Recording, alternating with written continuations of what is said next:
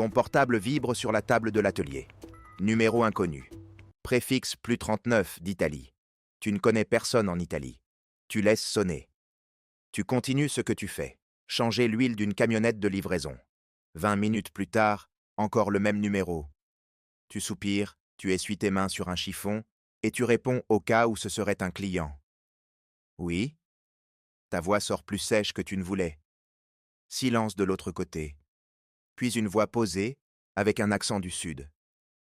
Es-tu le mécanicien de la zone industrielle? Celui qui répare les véhicules commerciaux? Ton cœur fait un bond. Tu ne sais pas pourquoi, mais quelque chose dans cette question te dérange. Oui, c'est moi. En quoi puis-je vous aider? J'ai besoin que tu viennes à une adresse demain matin. J'ai une flotte de camionnettes à vérifier. Apporte des outils pour diesel et électronique. Écoutez, je peux passer demain après-midi si vous me donnez les coordonnées et... Demain à 8 heures. Je t'envoie la localisation. Clique. Tu restes à regarder l'écran.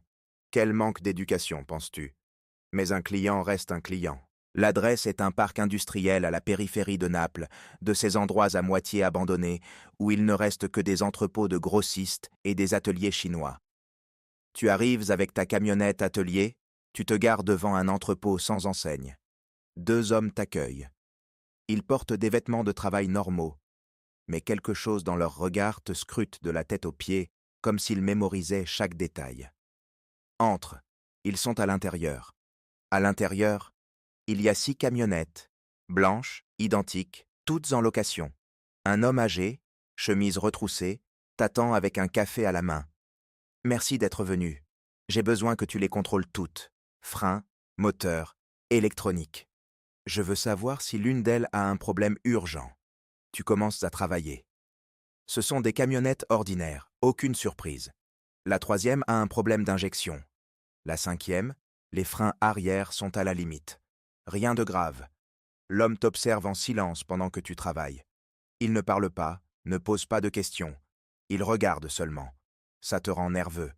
Mais tu restes concentré. 3 heures plus tard, tu as fini. Tu lui expliques ce que tu as trouvé. Très bien, dit-il. Combien je te dois? Tu hésites une seconde. Normalement, ça aurait coûté 400 €. Mais quelque chose te dit que ce n'est pas un client normal. 500 €? Il sourit à peine. Il sort une liasse de billets, compte 700 € et te les donne. Le supplément est pour la rapidité et pour la discrétion. Tu as une carte? Tu lui donnes une. Il ne demande rien, ne négocie pas. Il se peut qu'on t'appelle bientôt pour quelque chose de plus important. Tu sors de là avec une sensation étrange. Trop d'argent pour si peu de travail. Mais l'argent est l'argent. 2 semaines plus tard, un autre appel. Un autre entrepôt. Un autre parc industriel. Cette fois, ce sont des camionnettes plus grandes, avec un blindage artisanal sur les portes. Tu le remarques au poids en les ouvrant. Tu travailles rapidement. Le même homme, il s'appelle Roberto, ou du moins c'est ce qu'il dit, t'observe comme toujours. As-tu déjà fait des modifications de sécurité? Demande-t-il. Des blindages, non. Mais je sais comment travailler avec le surpoids, renforcer les suspensions, ce genre de choses. Bien, parce que c'est ce dont j'ai besoin. Le travail dure toute la journée. Il te paie 1200 €. Tu ne demandes pas plus. Il n'explique rien. 1 mois plus tard, tu es déjà allé 5 fois. Toujours des endroits différents, toujours des camionnettes. Tu commences à reconnaître des visages. Les frères Moretti, les appellent-ils. Italiens, mais avec des contacts dans les Balkans, d'après ce que tu entends dans des conversations que tu fais semblant de ne pas écouter. Un jour, Roberto te dit « Eh, tu travailles à ton compte, non? Sans employé? » J'ai l'atelier, mais oui, je travaille seul. Parfait, parce qu'on a besoin de quelqu'un de fiable. Ce n'est pas donné à tout le monde. Il te propose un accord. 3 000 € par mois, fixe, pour être disponible pour des contrôles urgents, plus des paiements pour chaque gros travail. Sans papier, sans contrat, tout en liquide. Ton atelier te rapporte 2 000 € dans un bon mois. C'est 50% de plus, juste pour être disponible. Et si je ne peux pas un jour, demandes-tu. Appel à l'avance. On veut juste la priorité. Tu penses aux factures, aux prêts de l'atelier, au fait que ta petite fille a besoin d'un traitement dentaire. Tu dis oui. Maintenant, tu as 2 téléphones. Le personnel est celui des Moretti. Dans ton agenda, il figure sous Transport Rossi. au cas où quelqu'un regarde.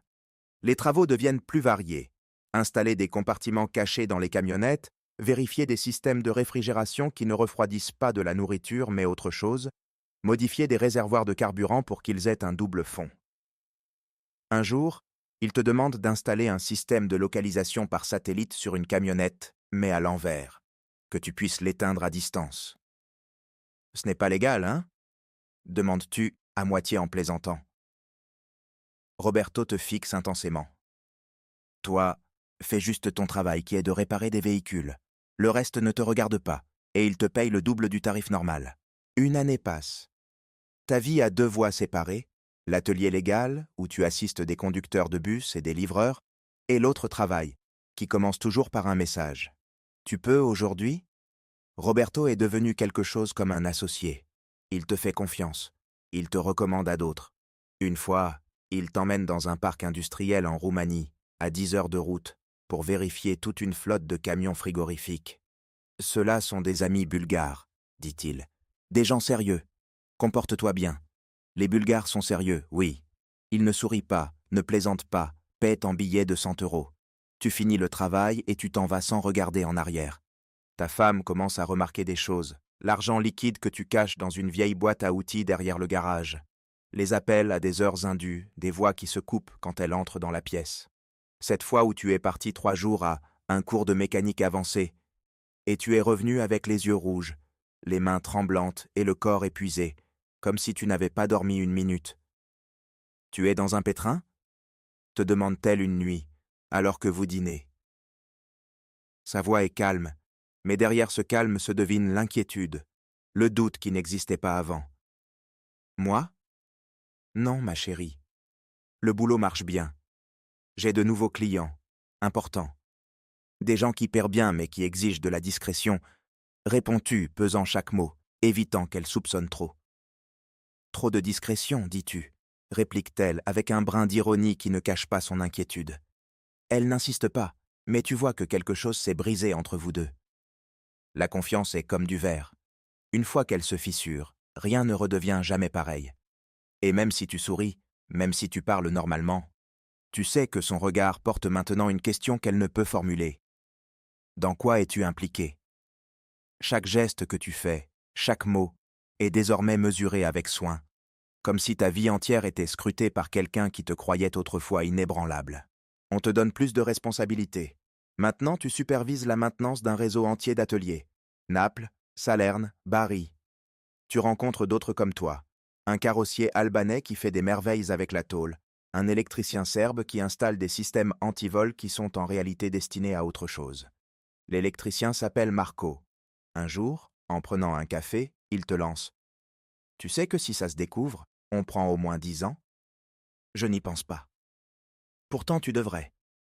Moi, j'ai un plan B. De l'argent de côté, un contact au Monténégro. Au cas où. Tu lui dis que c'est une bonne idée. Mais tu ne fais rien. Tu crois que tant que tu es utile, tant que tu fais bien ton travail, rien ne t'arrivera. Naïf. Le premier avertissement arrive sans prévenir. Un jour, Roberto t'appelle d'une voix différente. As-tu parlé à Marco récemment? Oui, avant-hier. Pourquoi? Rien. Il ne bosse plus avec nous. Il est parti en Allemagne, apparemment. Tu ne demandes pas plus. Mais ce soir-là, en cherchant sur Internet, tu trouves une nouvelle. Un corps calciné retrouvé dans un fossé près de Caserte. Pas de nom, pas de détails. Mais tu sais que c'est Marco. Le plan B ne lui a servi à rien. Plan C? T'abonner à la chaîne et liker la vidéo. Cette nuit-là, tu ne dors pas. Tu restes à regarder le plafond, ta femme respirant à tes côtés, et tu penses que toi non plus peut-être tu n'as pas de plan B. Que peut-être ton plan B a toujours été de rester en vie un jour de plus. Maintenant, chaque travail est différent. On t'emmène les yeux bandés à certains endroits.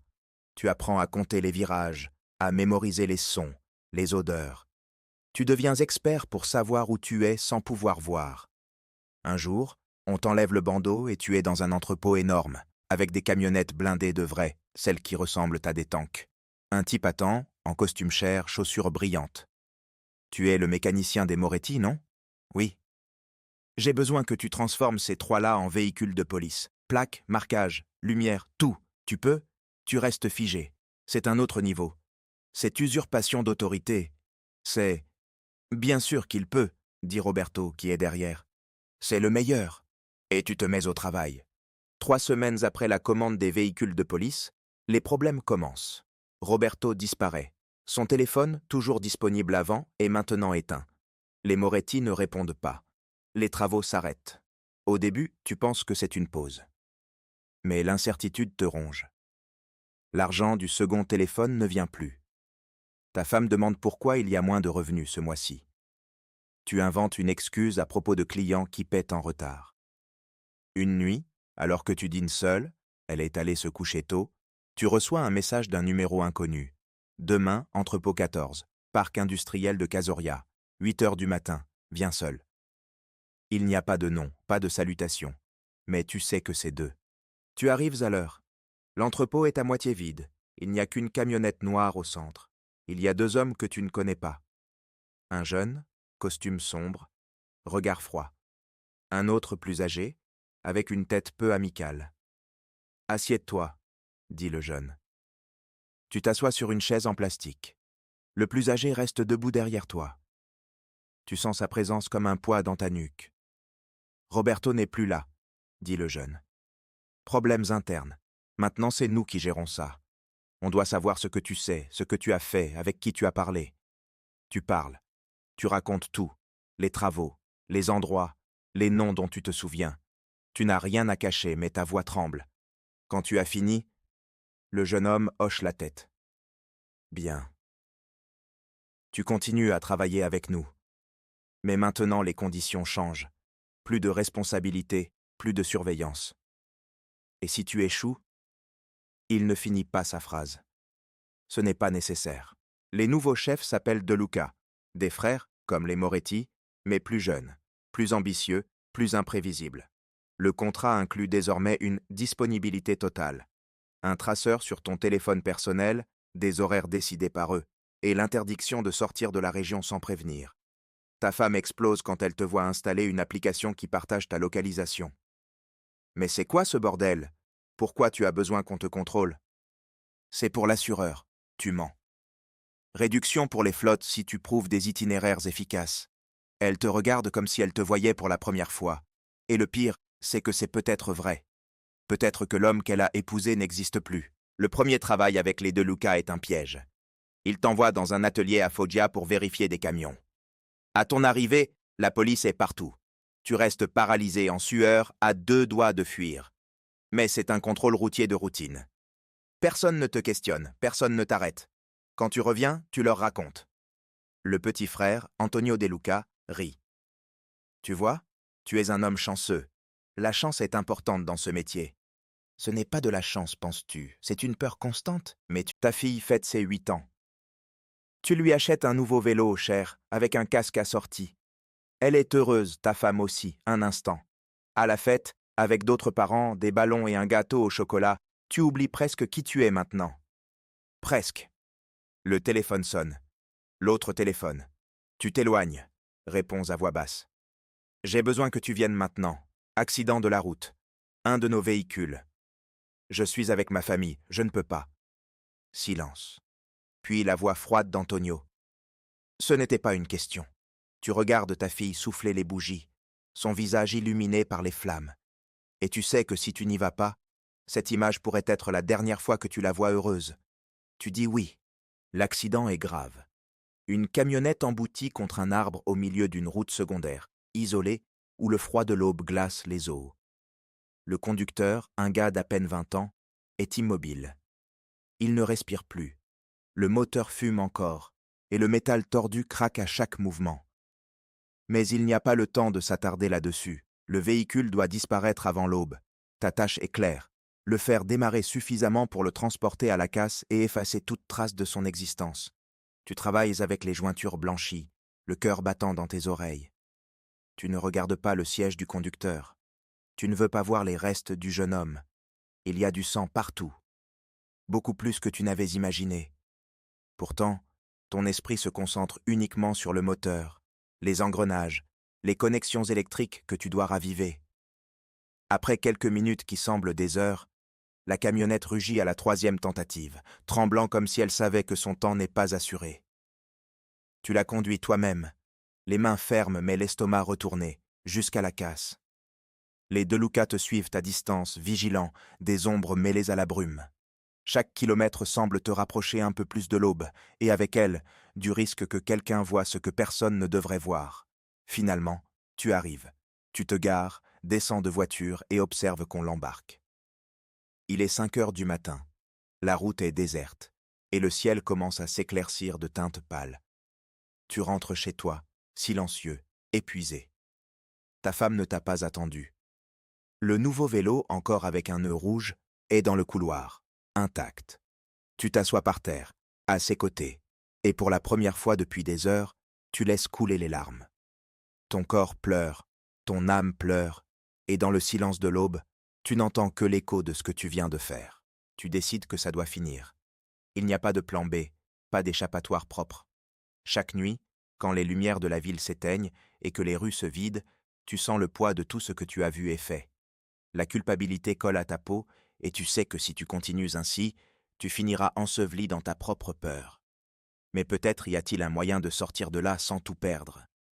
Pendant des semaines, pendant que tu accomplis tes travaux légaux et feins la routine, tu mémorises chaque détail qui pourrait être utile. Nom, lieu, date, plaque d'immatriculation, cargaison. Tout ce que tu as observé, entendu ou noté, tu le consignais soigneusement dans un petit carnet que tu caches dans le faux plafond de la salle de bain, loin des regards curieux. Chaque page est un risque, mais aussi un fil qui pourrait te sauver. Un jour, tu décides d'agir. Avec un téléphone jetable pour ne laisser aucune trace, tu contactes un journaliste d'investigation connu pour son éthique et sa discrétion. Vous vous donnez rendez-vous dans un bar à l'écart, avec des lumières tamisées et des murmures qui couvrent toutes les conversations. Tu lui remets des copies de tout ce que tu as gardé, et tu vois dans ses yeux un éclat d'incrédulité mêlé à du sérieux. Il promet anonymat, protection, même un programme de témoins si besoin. Tu ne sais pas si tu peux lui faire confiance, mais la vérité est claire. C'est ta seule option. Tu quittes le bar, le cœur battant à 1000 à l'heure, conscient que désormais, il n'y a pas de retour possible. Chaque décision que tu prends peut être la différence entre survivre ou disparaître pour toujours. Les choses s'accélèrent. Le journaliste publie un article choc. Les réseaux cachés de la Camorra dans le transport européen. Il nomme des sociétés écrans, des ateliers, des modifications illégales. Il ne mentionne pas ton nom, mais les DeLuca ne sont pas idiots. 3 jours plus tard, ils entrent dans ton atelier. Antonio De Luca en personne, avec 2 hommes de main. On sait que tu as parlé. Je n'ai parlé à personne. Tu mens. Ce journaliste, quelqu'un lui a donné les infos. Et ça ne pouvait être que toi ou Roberto. Mais Roberto est mort. Alors, tu sors le pistolet que tu caches sous le comptoir depuis 1 mois. Celui que tu as acheté au marché noir, que tu ne sais même pas s'il fonctionne. Tu le brandis. Il rit. Qu'est-ce que tu vas faire, mécanicien? Nous tuer? Et alors ça arrive. Ce n'est pas toi qui tires. On tire de l'extérieur. Les vitres explosent en 1000 fragments qui tombent comme une pluie de verre sur le sol. Antonio chute, son corps heurtant violemment le trottoir. Tandis que les voyous commencent aussi à s'effondrer, certains hurlent, d'autres bougent à peine. Tout se passe si vite que tu peux à peine réagir. Un groupe d'hommes entre, portant des gilets marqués de la Guardia di Finanza, armés, déterminés. Ils te jettent au sol, te menottent et te lisent tes droits d'une voix ferme, sans laisser place aux questions. Au commissariat, la lumière froide de la salle brûle tes yeux. Le journaliste apparaît, comme s'il t'attendait depuis toujours. Il te regarde avec quelque chose qui ressemble à de la pitié mêlée à du respect. « Je suis désolé, » dit-il. Mais la seule manière de te protéger était que tu sois arrêté avec eux. Le programme de témoins protégés ne fonctionnait pas. Ils avaient des infiltrés. C'est plus propre comme ça. Tu coopères et tu sors dans quelques années. Moins que si tu restais caché. Tu ne sais pas si tu dois rire ou pleurer. Tu portes 5 ans d'emprisonnement, vivant entre peur et ordre silencieux, et maintenant tu es libre. Libre derrière les barreaux, mais libre.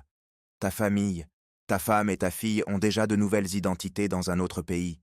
Tu ne les reverras pas, mais elles sont en vie. Et ça suffit pour que quelque chose en toi respire pour la première fois depuis des années.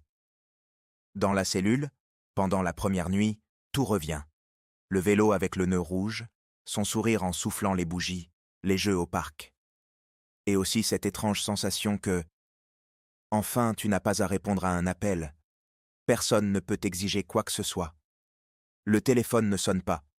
Et s'il sonnait, tu ne pourrais plus répondre. Tu t'allonges sur le froid de la couchette, fermes les yeux et ressens quelque chose que tu croyais perdu. Un brin de paix. Petit, fragile, mais réel. La liberté est arrivée, même si elle vient avec des barreaux. Dans la cellule, tu penses au vélo avec le nœud rouge, à son sourire soufflant les bougies. Au fait que, pour la première fois depuis des années, tu n'as pas à répondre à un appel. Le téléphone ne sonne pas. Et s'il sonnait, tu ne pourrais plus répondre.